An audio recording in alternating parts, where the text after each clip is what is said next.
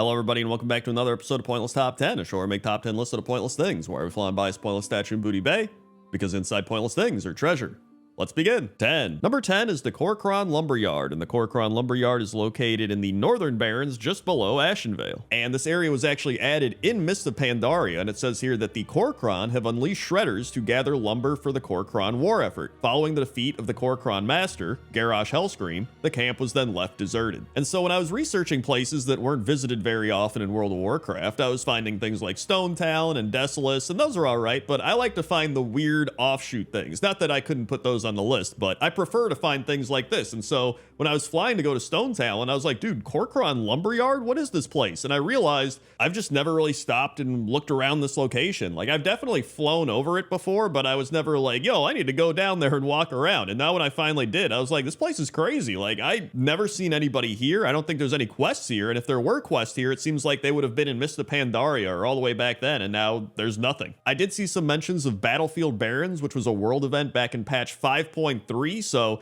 that's probably the last time this place was relevant. Also, I just sounded like a goat. I don't know how I did that. I was like, last, and I don't even think I could do it again, but the Warcraft Lumberyard is definitely one of the least visited places in World of Warcraft, and that's why it's number 10. 9. Number 9 is Fate's End, and Fate's End is an uninhabited island off the western coast of Stormsong Valley. And there's good reason that there's nobody going to this place, and it's because there's really nothing to do here. There's one quest here, and it's part of an Alliance quest chain back from Battle for Azeroth. And so the quest it actually sends you on is called Fate's End, and it tells you to search for signs of Jaina. And the quest description says, Fate's End is a place in turmoil. The sea is froth, the air cracks with thunder. We tried to settle there once, but each settlement disappeared into the mists, every soul never to be seen again. The island did not want inhabitants. Now we send our most vile exiles there. They never return, and no one knows why.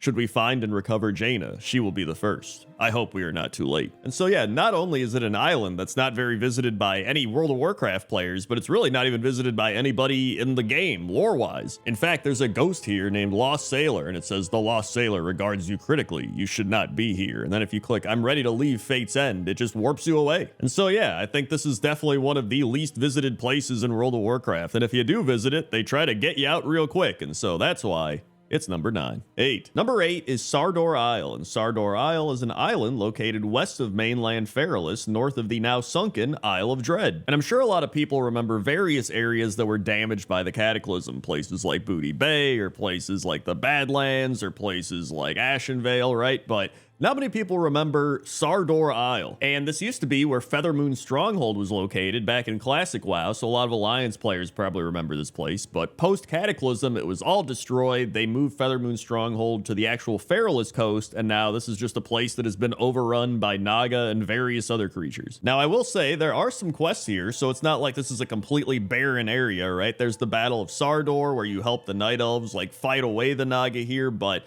let's be real, nobody's doing retail WoW Cataclysm quests to level up anymore. They're just not, all right? So, I mean, these places are pretty much deserted. And so when I was looking around for places nobody goes to, I just saw this island, and I was like, man, like, even back in the day, it would just be like some Alliance going here. And now post-Cataclysm, like, there's nobody going here. Even if they are leveling, they probably just skip over this area. So I decided to put it on the list, and that's why it's number 8. 7. Number 7 is the Crystal Song Forest, and the Crystal Song Forest is located in Northrend. And I'm sure there's going to be some people that are like, Crendor, Dalaran's in the Crystal Song Forest, and technically people go there all the time. Ha ha ha. However, I'm mainly talking about the actual zone, like the ground floor, right? Like the trees and the crystal trees and all the mountains and the hills here and the ruins and stuff like that. Like, we're talking about the actual zone, especially the eastern half of the Crystal Song Forest. And I mean, even back in Wrath of the Lich King, people didn't really go to the Crystal Song Forest all that often except to go to Dalaran, and so now there's even less people here. And it says here that Crystal Song Forest is notoriously empty in comparison to other Northrend zones and scarce on quests except for those from the Argent Tournament. This is because the Argent Tournament was originally supposed to reside here, but these plans were changed because it would be too close to Dalaran, which ended up being a greater resource hog than Blizzard anticipated. And it kind of sucks, because I actually think the Crystal Song Forest is a really cool zone. Like, all these cool looking trees, and the ground is all purple and blue, and like, it's actually a really cool area, but it kind of just got the short end of the stick. But either way, that's why the Crystal Song Forest is number 7. 6. Number 6 is Wintergrasp, and Wintergrasp is located in Northrend as its own zone, which is always kind of weird that there's just this massive zone of Wintergrasp, which used to actually be relevant because back in the day, you would go here for the big Wintergrasp battleground that would occur, and you would take part in this big Alliance versus Horde thing, and everybody's fighting, everybody's beating each other up. The winner got to go into the Vault of Archivon and do the raid bosses in there. You got access to numerous different quests and different types of PvP stuff. It was just really cool, and then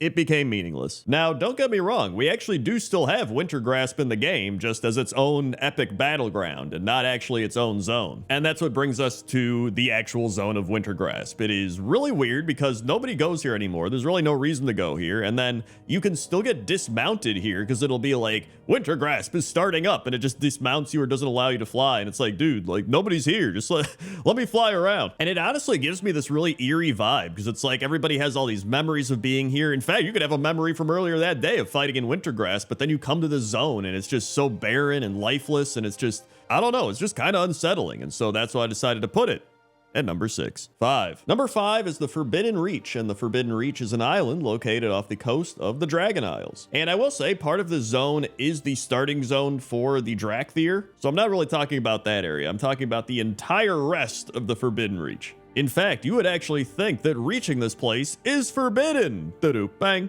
Sorry, let's move on. But there's really like nobody here. I think the only people that would come here are like for transmogs or maybe like mounts and stuff. And even then, you rarely see anybody here. I mean, even while looking around and scouting everything and seeing everything, I found literally 0 players. And I think that is kind of one of the problems when you add these big mini zones for patches, places like Undermine or the Zarlek Caverns and all this stuff, is like after the patch, nobody really comes back here. And sure, you know, occasionally you'll find a player here too, depending on if there's like a mount or a transmog you can get, but it really is just these big zones that get designed for one patch, and then you never see anybody there again. And it's a shame because there's actually a lot of cool stuff here. There's Tuskar fishing, there's big mountains and a bunch of trees, there's animal life all over the place. It's honestly a really cool zone, but nobody's here. So maybe in the future they'll start reusing some of these old zones for things like holidays or storylines or just, you know, really anything. It would be just cool to go back to some of these places that have a bunch of design and effort put into them that have nobody there. So either way, that's why the Forbidden Reach is number 5. 4. Number 4 is Tol Barad, and Tol Barad, much like Wintergrasp, was designed to be an open world PvP battleground, but it didn't really go that well. In fact, it went worse than Wintergrasp. In fact, I remember playing Cataclysm and playing Tol Barad and just being like, I just don't really like this. Now, I will say there are some people that say they did like Tol Barad, and that's fine, but this is more about how nobody goes here anymore, right? Just like Wintergrasp, it used to have a bunch of players during that expansion, and then people just stopped playing it. However, this is even worse because now with Wintergrasp being in the battleground rotation, Tol Barad isn't even in that. They were just like, dude, just get rid of it. Don't even put this in the epic battleground rotation. It's not worth it. And you know, even though I didn't really like Tol Barad, the battleground area, the Tol Barad Peninsula where it takes place is actually really cool. There's a bunch of ghosts all over the place. There's Tauren that are going fishing. There's like a bunch of destroyed buildings. There's a bunch of spiders. There's some really cool bridges. Like, it's got some cool stuff there. The only thing it doesn't have is an actual reason to go here. In fact, it's not even a real peninsula. It says here that it's composed of 2 big islands separated by a small channel, but it's not actually a peninsula, so it's also a lie. But either way, that's why Tol Barad is number 4. 3. Number 3 is this big piece of land located right above Icecrown and right below Hrothgar's Landing. And I was actually going to put Hrothgar's Landing here, and I was like, you know, this makes sense. Not many people go to Hrothgar's Landing. And then I saw this, and I was like, actually, what's a place that people go less than Hrothgar's Landing? Probably this big piece of land with a bunch of penguins on it right next to Hrothgar's Landing. Not only that, but on another little island right near there is this little house with a bunch of fish outside, and there's some enemy NPCs walking around. I don't even know if they have any purpose. I couldn't find any, but I thought that was also pretty cool and another place that not many people go. Although there is like a summoning portal thing there, so I don't know, maybe there is a quest for this and it's like related to a specific class or something. I don't know. I couldn't find anything. But yeah, I just thought this was really cool. Like, genuinely, I don't think anybody goes here. There's just a bunch of penguins. Like, nothing else is here. It's just a big piece of land with penguins scattered all about. And you know what? They're probably happy here. They're probably glad that nobody comes here. They're just chilling, having a good time. So that's why the area below Hrothgar's Landing and above Icecrown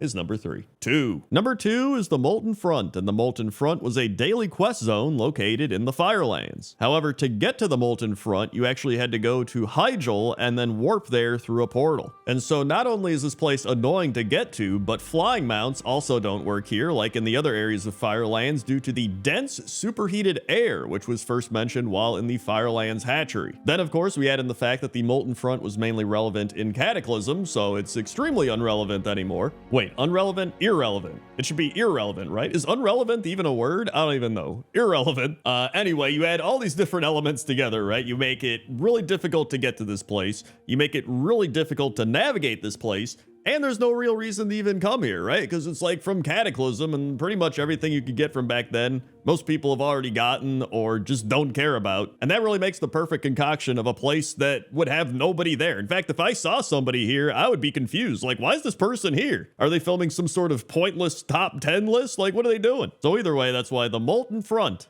is number 2. 1. And number 1 is the Exodar. And I decided to put the Exodar at number 1 for a few reasons. Because there's, you know, you can make arguments for the other things on the list being at number 1, especially a place like the Molten Front, right? But to me, the Exodar is number 1 because it is a massive city. Like, this is supposed to be one of the major hubs of the World of Warcraft. And it's just completely barren because it's difficult to get to. The actual city design is a little inconvenient. Really the only people that go here are like mages, because you could just warp here and be like, cool, and walk around. In fact, that's what I used to do on my mage. Sometimes I would just port to the Exodar and be like, yo, this is pretty neat. In fact, I remember back in the day, people used to meme all the time about how empty and barren the Exodar was and how nobody goes to the Exodar. The other bad part about the Exodar is you cannot fly here, so you have to use your ground mount, and the only other place like that is Silvermoon City, which is currently getting reworked and is gonna be a brand new city where you can fly. And so yeah, overall, I feel really bad for the Exodar, because I do think it's a cool location and it's a pretty cool city, but it's definitely one of the least popular areas in the entire World of Warcraft, especially nowadays. So that's why the Exodar is number 1. Hey everybody, thanks for watching this episode of Pointless Top 10. If you want more Top 10s, you can check out class trainers from last week, or you can check out NPCs in the middle of nowhere, since that kind of ties into this video. Also, remember to like the video and comment below a place that you think should have been on this list. Okay? Okay. See you.